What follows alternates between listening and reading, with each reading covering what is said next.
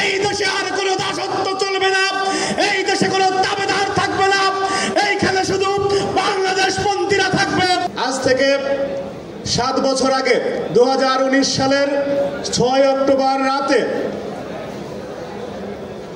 শহীদ আবরার ফাহাদের উপর যে নির্মম নির্যাতন নেমে এসেছিল, তার একদিন আগে আবরার ফাহাদ সামাজিক যোগাযোগ মাধ্যমে একটি স্ট্যাটাস দিয়েছিলেন। সেই স্ট্যাটাসে শহীদ আবরার ফাহাদ 3টি কথা বলেছেন, যে মংলা বন্দর কিভাবে ভারতকে দিয়ে দেওয়া হচ্ছে, তিনি কাবেরী নদীর পানি নিয়ে ভারতের 2 রাজ্যের মধ্যে যে দ্বন্দ্ব হয়েছিল সেখানে বাংলাদেশ কিভাবে কোনো হিস্সা ছাড়া বাংলাদেশের পানি দিয়ে দিচ্ছে, এবং গ্যাস নিয়ে কথা বলেছে। সেই 3টি বিষয় শহীদ আবরার ফাহাদ স্ট্যাটাস দিয়েছিলেন। শুধুমাত্র কর্মসূচিতে এসে আমরা যদি বক্তব্য শুনে চলে যাই এবং অনুধাবন না করি, তাহলে বাংলাদেশকে নিয়ে যে ষড়যন্ত্র হচ্ছে সেই ষড়যন্ত্র আমরা ট্যাকেল দিতে পারবো না। প্রিয় উপস্থিতি, বাংলাদেশের একটি প্রথিতযশা বিশ্ববিদ্যালয়ের একজন ছাত্র তার সামাজিক যোগাযোগ মাধ্যমে স্ট্যাটাস দিয়েছে, সে তার দেশের পক্ষে কথা বলেছে। ঠিক একই বিশ্ববিদ্যালয়ের তার সহপাঠী এবং বন্ধুরা কার দাসত্ব করে, কিভাবে দাসত্ব করে, কত নগ্নভাবে দাসত্ব করে আমরা দেখেছি। আবরার ফাহাদের উপর নির্যাতনের উপর দিয়ে যেই দেশটির পক্ষে দাসত্ব করেছে, সেই দেশ গত 3টি জাতীয় নির্বাচনে 14, 18 এবং 24-এ বাংলাদেশের গণমানুষের অধিকার যখন কেড়ে নিয়েছে দাবেদার শক্তি, তখন আমাদের দল থেকে বারবার বলা হয়েছিল ভারতকে, আপনারা বাংলাদেশের মানুষের সাথে সম্পর্ক করুন, শুধুমাত্র আওয়ামী লীগের সাথে নয়। বাংলাদেশের মানুষ কি রায় দেয়, বাংলাদেশের মানুষ কি সেন্টিমেন্ট ধারণ করে, এই সমস্ত কিছু উপেক্ষা করে শুধুমাত্র তাদের সেবাদাস এবং কৃতদাসকে বাংলাদেশে রাখার জন্য প্রত্যেকটি নির্বাচনের পরে আমরা দেখেছি কি নগ্ন, কি বাজেভাবে বয়ান তৈরি করে ভোটারবিহীন, মানুষের ম্যান্ডেটবিহীন নির্বাচনকে দিল্লি থেকে বৈধতা দেওয়া হয়েছে।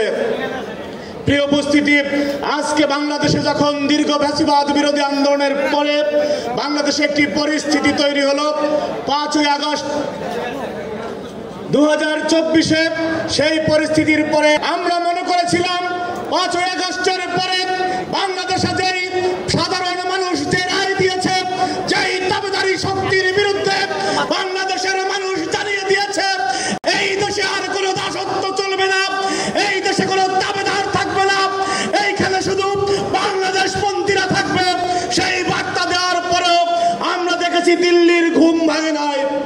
তারা কি শুরু করেছে, তারা বিভিন্নভাবে পলাতক স্বৈরাচারকে আশ্রয় প্রশ্রয় দিয়ে পূজা পার্বণে বিভিন্ন সময়ে বাংলাদেশে কি অস্থিতিশীল পরিস্থিতি তৈরি করে সুযোগ নেওয়ার অপেক্ষা করতেছে। গতকালকে এবং আজকে বাংলাদেশের গণমানুষের নেতা জনাব তারেক রহমান বিবিসি বাংলায় যে বলেছেন, তার সাংবাদিকদের প্রশ্নের উত্তরে বলেছেন, আমরা চাই না সীমান্তে ফেলানির লাশ ঝুলবে, আমরা চাই আমাদের ন্যায্য হিসাব এইখান থেকে আমরা বের হয়ে যাব না। সুতরাং আর কোন দাবিদারি শক্তির কাছে বাংলাদেশ থাকবে না, বাংলাদেশ থাকবে বাংলাদেশের পথে, সবার আগে বাংলাদেশ। সুতরাং আপনারা যদি বার্তা বুঝতে ব্যর্থ হন, তাহলে অনিবার্য পরিণতির জন্য অপেক্ষা করুন।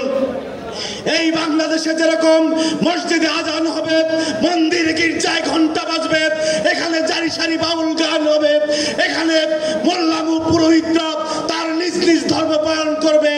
আপনারা কোনো ধরনের ষড়যন্ত্র করলে ঠিক 5ই আগস্ট যেরকমের শুধুমাত্র আওয়ামী লীগ ছাড়া সবাই রাস্তায় নেমে গিয়েছিল, আবারও দাবিদারি শক্তির বিরুদ্ধে আমরা রাস্তায় নেমে যাব ইনশাআল্লাহ।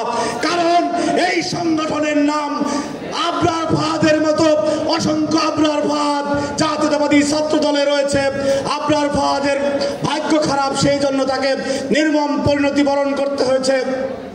কিন্তু বিগত দিনে আমরা দেখেছি, আমরাই সবচেয়ে বেশি মত প্রকাশের জন্য কথা বলেছি। আমাদের নুরুজ্জামান বাপ্পি, আমাদের শহীদ নুরুল আলম নুরু, বোলার নুরুল আলম নুর সহ অসংখ্য সহযোদ্ধা শুধুমাত্র মত প্রকাশের জন্য আধিপত্যবাদের বিরুদ্ধে লড়ে গিয়েছে, সেই সংগঠন বেঁচে থাকা অবস্থায় দিল্লির কোন দাসত্ব বাংলাদেশে আর প্রতিষ্ঠা হবে না, হবে না, হবে না ইনশাআল্লাহ। সবাইকে জাতীয়তাবাদী ছাত্র দলের প্রত্যেক নেতাকর্মীকে যেই ষড়যন্ত্র বাংলাদেশ নিয়ে হচ্ছে সেই ষড়যন্ত্র অনুধাবন করে তারেক রহমানের বক্তব্য মাথায় নিয়ে আগামী দিনে বাংলাদেশে আমরা গণতন্ত্র প্রতিষ্ঠার শেষ মুহূর্ত পর্যন্ত সজাগ থাকব, সেই সজাগ থাকার আহ্বান জানিয়ে সবাইকে ধন্যবাদ জানিয়ে বিদায় নিচ্ছি। জাতীয়তাবাদী ছাত্রদল জিন্দাবাদ। শহীদ রাষ্ট্রপতি জিয়াউর রহমান, বীর উত্তম অমর হোক। বাংলাদেশের আপসীন দেশনেত্রী বেগম খালেদা জিয়া জিন্দাবাদ। আগামী বাংলাদেশের অনিবার্য নেতৃত্ব তারেক রহমান বলেছেন, দিল্লি নয়, পিন্ডি নয়, সবার আগে